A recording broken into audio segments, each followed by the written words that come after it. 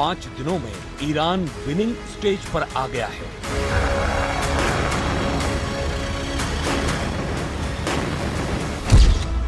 पांच दिनों में ट्रंप नेतन्याहू हताश हो गए हैं।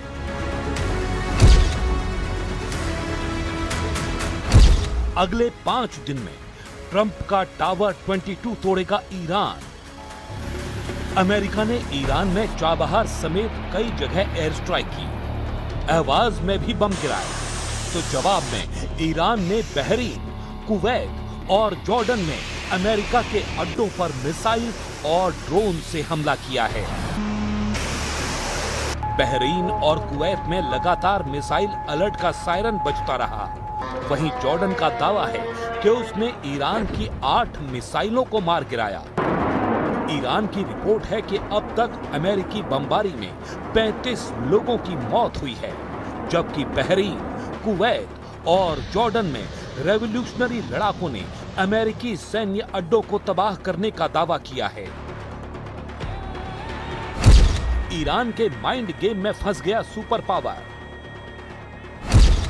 हॉर्मुज बन गया रेड लाइन, नहीं बचेगी यूएस नेवी। ईरान के ग्रेटर टुनब पर 90 मिनट तक फटे बम। بازی منطقه ادامه می‌دهد. ابتدا مجدد تاکید می‌شود تحت هیچ شرایطی و به هیچ وجه به آمریکا به عنوان یک کشور بیگانه و فرامنطقه‌ای اجازه دخالت در تنگه هرمز را نمی‌دهیم. این خط قرمز شکست ناپذیر ایران است. در صورتی که تهدیدهای اخیر رئیس جمهور از تویی سرشار آمریکا مبنی بر هدف قرار دادن زیرساخت‌های ایران اسلامی توسط ईरान ने इंतकाम का ट्रेलर दिखाया है। ट्रंप को कॉफिन में दिखा रहा ये पोस्टर पेंटागन की टेंशन बढ़ाने वाला है, क्योंकि ताबूत वाले इस पोस्टर में पूरी ट्रंप फैमिली दिखाई गई है। यानी बात अब केवल ट्रंप तक सीमित नहीं रह गई, बल्कि उनके परिवार तक पहुंच गई है, क्योंकि ईरान ने इस माइंड गेम में ट्रंप के परिवार को भी घसीट लिया है। ईरान जल रहा है लेकिन झुक नहीं रहा, और अब तो उसने अलग अलग तरीके से अमेरिका को धमकाना भी शुरू कर दिया है। इस बीच इजराइल ने गाजा में सबसे खौफनाक हमला कर हमास कमांडर को मार डाला है।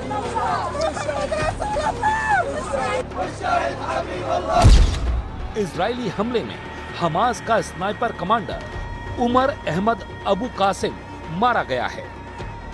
इजराइल ट्रंप के उस बयान के बाद से भड़का हुआ है, जिसमें उन्होंने हिजबुल्लाह के सफाई का कॉन्ट्रैक्ट सीरिया के अल शरा को देने की बात कही है। यानी इजराइल को अब लेबनान फ्रंट पर तुर्की से टकराना पड़ सकता है।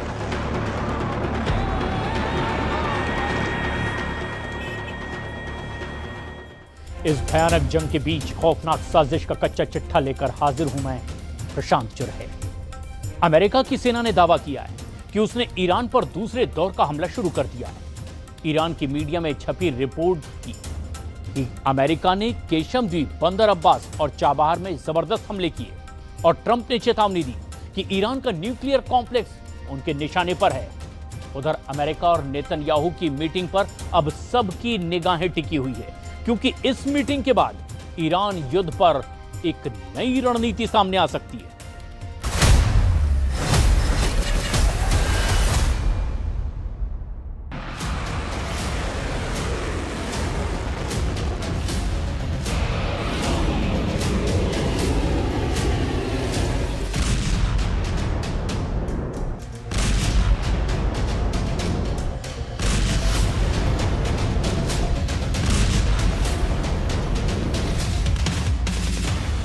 क्या ईरान दूसरे राउंड की जंग में टिक पाएगा?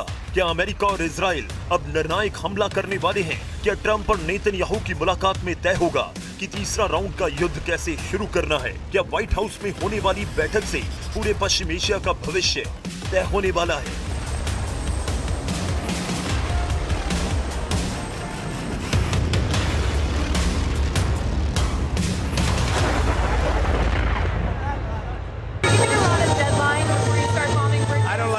Giving deadlines, but they pretty much know, they know the story. So are you meeting? They better behave. Tehran में लगे एक पोस्टर ने ईरान के बहुत ही खतरनाक इरादे को सामने ला दिया। या ये ईरान की नई चाल है ट्रंप पर सबसे भयानक प्रेशर बनाने की। ईरान के मशहद शहर में एक बड़ा सा पोस्टर लगाया गया जिसमें ट्रंप कॉफिन में लेटे हुए दिखाई दिए। ऐसा लग रहा है कि ईरान ट्रंप को उनकी ही भाषा में जवाब दे रहा है और हथियार के साथ वो अमेरिका के खिलाफ माइंड गेम खेलने में जुटा है।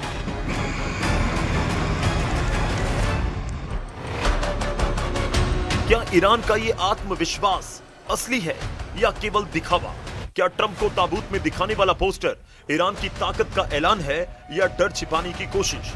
क्या व्हाइट हाउस में ट्रंप और नेतन्याहू की बैठक के बाद यही पोस्टर ईरान पर भारी पड़ जाएगा?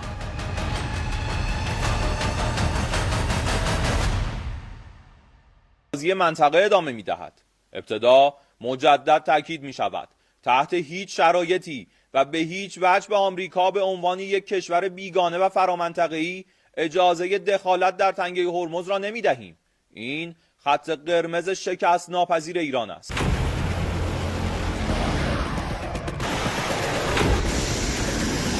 क्या ईरान का ड्रोन युद्ध उसे जंग में कामयाबी दिला पाएगा? दूसरे राउंड की जंग में ईरान ने ड्रोन वाला दांव लगा दिया है।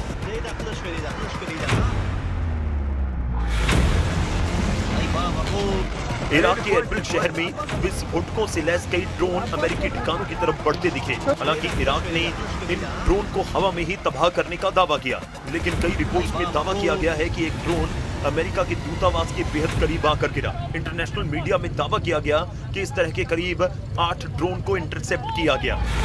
यानी ईरान की स्ट्रेटेजी सीधे हमलों से ज्यादा खाड़ी में अमेरिकी ठिकानों को एंगेज करने में लग रही है। सवाल है कि क्या ईरान को यही ड्रोन स्ट्रेटेजी ट्रंप पर दबाव बनाएगी या फिर अमेरिका अब इसका जवाब और बड़े सैन्य ऑपरेशन से देगा?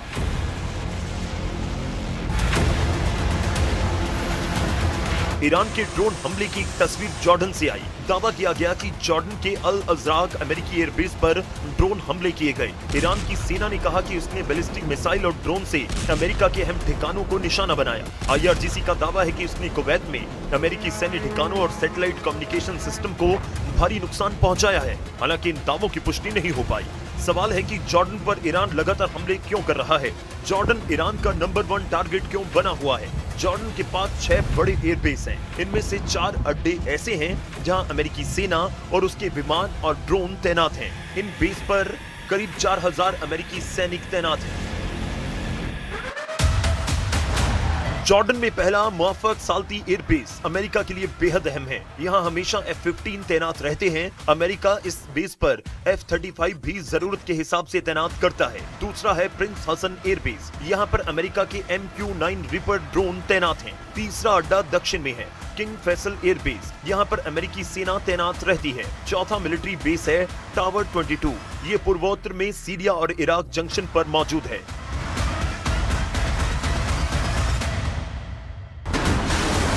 ईरान की जंग जहां पश्चिम एशिया में फैले अमेरिका के मिलिट्री नेटवर्क और सप्लाई लाइनों को काटने में जुटी है, वहीं अमेरिका ने पूरा फोकस हॉर्मुज़ में शिफ्ट कर दिया। दूसरे राउंड की जंग में 5वीं रात को अमेरिका ईरान पर ताबड़तोड़ हमले करता रहा। हॉर्मुज़ स्ट्रेट को खोलने के लिए ईरानी बंदरगाहों पर समुद्री नाकेबंदी और सख्त कर दी। دشمن نادان بداند لحظه حماسه برای ما لحظه پرهیز نیست. آنچه از سوی نیروهای مسلح ایران رخ می‌دهد ضربه همتراز نیست، ضربه برتر است. ضرباتی که شدیدتر، گسترده‌تر و ویران کننده تر از همیشه خواهد بود. آتش خشم ملتی که هیچگاه تسلیم लेकिन ईरान ने जिन खाड़ी देशों में अमेरिकी ठिकानों पर हमले किए, अब ट्रंप ने उन्हीं खाड़ी देशों को ईरान के खिलाफ खड़ा कर दिया है। ट्रंप ने सऊदी और कुवैत को बहुत ही खास और नए हथियार बेचने की मंजूरी दी। सऊदी अरब को करीब $2 अरब और कुवैत को करीब $500 मिलियन, यानी सऊदी अरब को 19,000 करोड़ रुपए के हथियार मिलेंगे, वहीं कुवैत को 4,600 करोड़ के हथियार सप्लाई किए जाएंगे। अमेरिका की नीति साफ है कि खाड़ी में ईरान विरोधी देशों को मजबूत किया जाए। अमेरिका से सऊदी अरब को 19,000 करोड़ के हथियार मिलेंगे, साथ में 20,000 बम, गाइडेंस किट, नए रॉकेट लॉन्चर सिस्टम और इंजन भी मिलेंगे। कुवैत को अमेरिका 400 करोड़ रुपए के हथियार देगा। इसमें C-17 विमान के पुर्जे और एडवांस कम्युनिकेशन सिस्टम भी शामिल है। दूसरे राउंड की जंग में अमेरिका ने ईरान को चारों तरफ से घेरने की स्ट्रेटजी पर काम करना शुरू कर दिया है। अमेरिकी सेंट्रल कमांड ने ऐसे विजुअल जारी किए जिसमें ईरान के तटीय रक्षा ठिकानों और मिसाइल साइट पर ताबड़तोड़ हमले दिखाई दिए। अमेरिका की मिलिट्री यूनिट के मुताबिक इन हमलों का मकसद केवल मौजूदा जवाब देना नहीं, बल्कि भविष्य में होने वाले किसी भी बड़े मिलिट्री ऑपरेशन से पहले ईरान की सैन्य ताकत को कमजोर करना है। इन हमलों से साफ है कि अमेरिका ने ईरान के बंदरगाहों पर नाकेबंदी दोबारा लागू कर दी है। अब वॉशिंगटन केवल आसमान से नहीं बल्कि समुद्र के रास्ते पर भी दबाव बढ़ा रहा है। दूसरी तरफ ईरान ने इसे अपने अस्तित्व की लड़ाई बताते हुए बहरीन, कुवैत और जॉर्डन में अमेरिकी ठिकानों पर हमले का दावा किया। ऐसे में साफ है कि अब जंग केवल मिसाइल बनाम मिसाइल नहीं रही, बल्कि पूरे पश्चिम एशिया में सैन्य और आर्थिक दबाव की लड़ाई बन चुकी है। लेकिन अब सवाल केवल इतना नहीं है कि अमेरिका और ईरान कौन ज्यादा हमला कर रहा है। अगले कुछ घंटों में ट्रंप और इजराइल के प्रधानमंत्री नेतन्याहू की मुलाकात होने वाली है और माना जा रहा है कि इसी बैठक में दूसरे राउंड की जंग का अगला चैप्टर लिखा जा सकता है। सबसे बड़ा सवाल यह है कि अब ट्रंप का अगला मूव क्या होगा। Really well with Iran. The Islamic Republic of Iran is not happy right now. Should have been done 47 years ago. Should have been done at least during the 47-year period. And it wasn't. Other presidents didn't do what was right. They should have done it a long time ago. It would have been much easier.